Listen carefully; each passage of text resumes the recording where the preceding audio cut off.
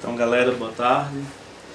Nós estamos aqui para iniciar uma série de vídeos, né, que vai falar sobre determinados assuntos que foram surgindo na mídia, na vida social, cultural do nosso país e do mundo também.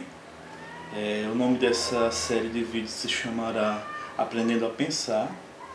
Não vai se tratar de questões científicas, mas simplesmente o fato de pararmos e aprendermos a pensar sobre os assuntos que rondam, né, o nosso cotidiano.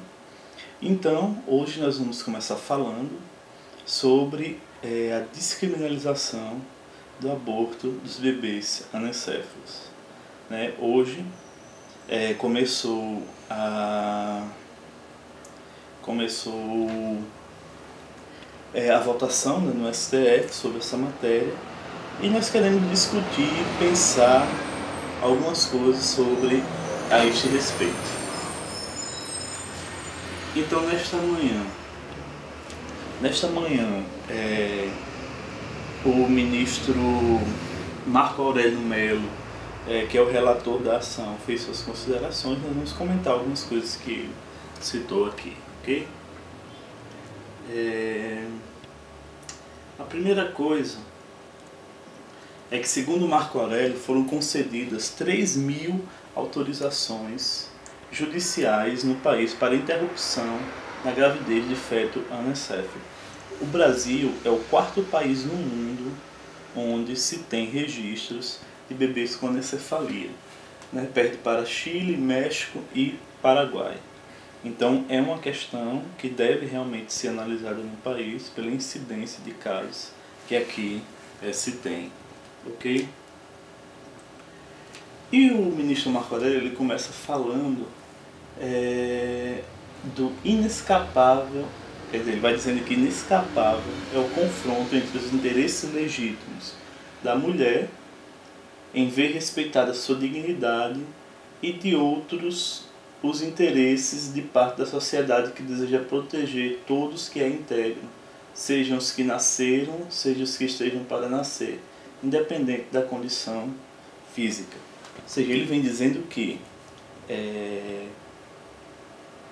não nos escapa a questão dos interesses da mulher e os interesses do Estado, os interesses de instituições, né? Ele quer dizer, os interesses de partes da sociedade. Quer dizer que nós não podemos, em detrimento de um, minimizar ou mesmo até aniquilar o outro. E aí o relator ele vai falar de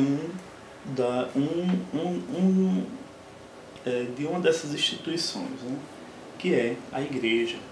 Então ele vai dizer, o relator fala sobre a separação entre a igreja e o Estado. O Estado não é religioso, tampouco é ateu.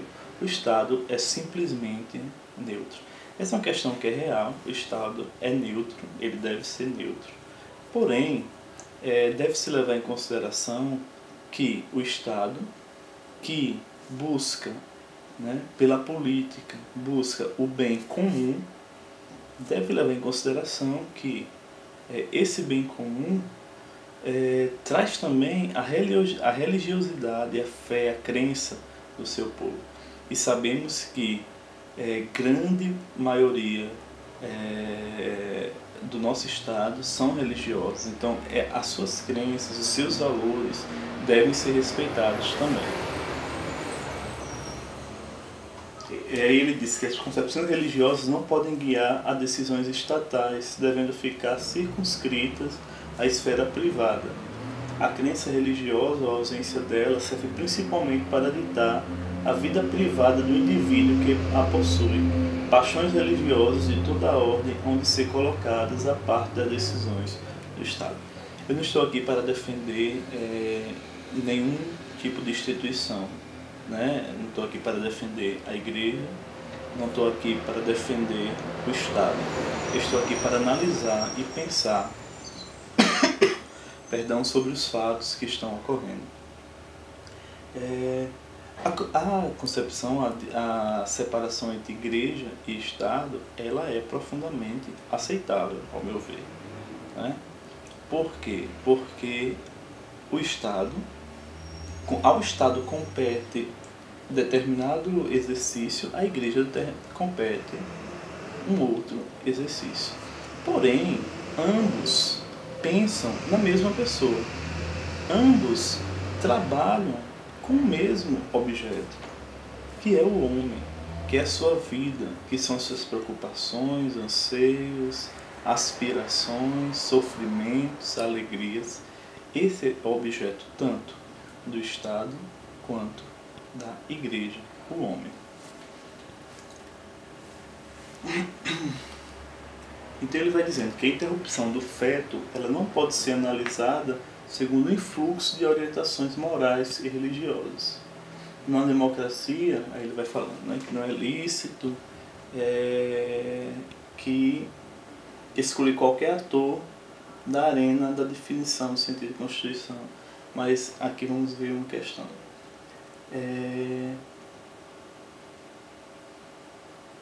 A interrupção da gravidez não pode ser examinada sob influxo de orientações morais e religiosas.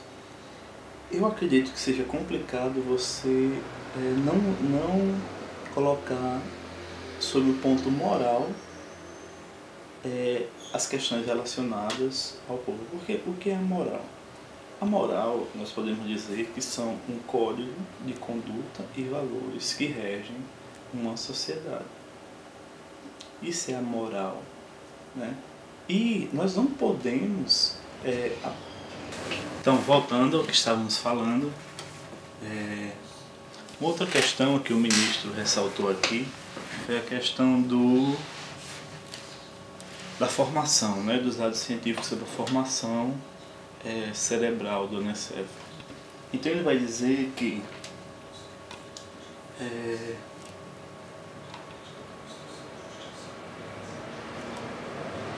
o anencefalo é tal qual um morto cerebral, não tem atividade cerebral, gravemente deficiente no plano neurológico.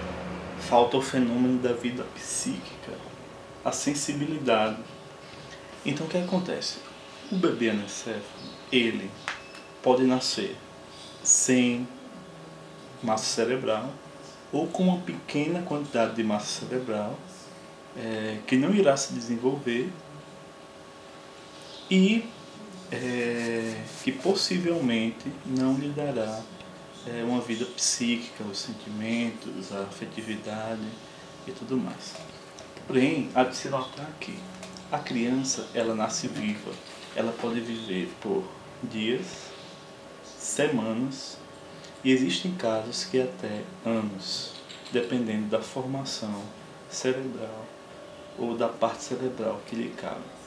Essa é uma questão também que deve ser analisada, essa questão da formação cerebral da criança. O anencefalo não significa que ele vai nascer sem cérebro. Significa que a atividade cerebral dele é extremamente reduzida. Porém, existe vida após o nascimento do anencefalo. Outra coisa que o ministro também relatou é que cabe à mulher e não ao Estado pesar sentimentos e valores de ordem estritamente privada para deliberar pela interrupção ou não da gravidez. Ele vai dizer que cabe à mulher e não ao Estado pesar a questão dos valores, né, dos valores na interrupção ou não da gravidez. A partir do momento que o Estado ele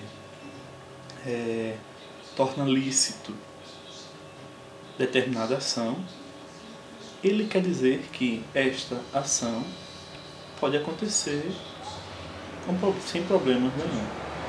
Porém, nós podemos pegar a esfera da bebida, ok? É lícito a bebida alcoólica? É lícito. Não tem nada ilegal em consumir bebida alcoólica. Porém, é bom a ingestão de bebida alcoólica? Podemos os diversos problemas que isso pode causar na sociedade. Porém, você pode fazer numa boa. Então, a partir do momento que você torna lícito, você torna possível o uso, seja ele bom, seja ele ruim. Da mesma forma, se você torna lícita a interrupção da gravidez dos fetos anencéfalos, você diz que a mulher, independente dos problemas psicológicos, das intenções que possam se passar com ela pode fazer o aborto. Que segundo o ministro não seria um aborto porque não existe vida ali. Se não existe vida, qual é a razão dele viver horas, dias e em muitos casos, em alguns casos, anos? Então é meio contraditória essa questão.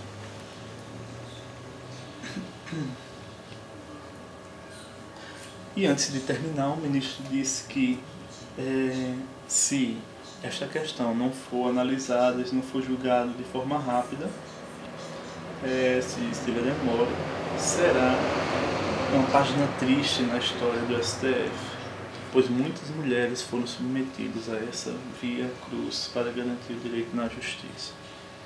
Parece que para o ministro a questão paliativa de solucionar logo esse problema é muito maior do que a questão ontológica daquilo que diz respeito à essência da vida, ao sentido da vida da própria mulher. É muito mais fácil você tirar a vida do que você estar ao lado, dar o apoio, aconselhá-la, dar todo um aparato psicológico para se desenvolver essa questão da vida de um bebê com problemas. Se você libera a anencefalia, você dá margem a se eliminar qualquer bebê que tenha algum tipo de problema, que você saiba que vai nascer com algum problema, com alguma deformação e que a mulher se sente no direito de não tê-lo. Isso é uma prática eugênica. Você deseja eliminar aqueles que não são perfeitos para ter aquele simplesmente perfeito. Isso é terrível para a humanidade. Isso não pode acontecer.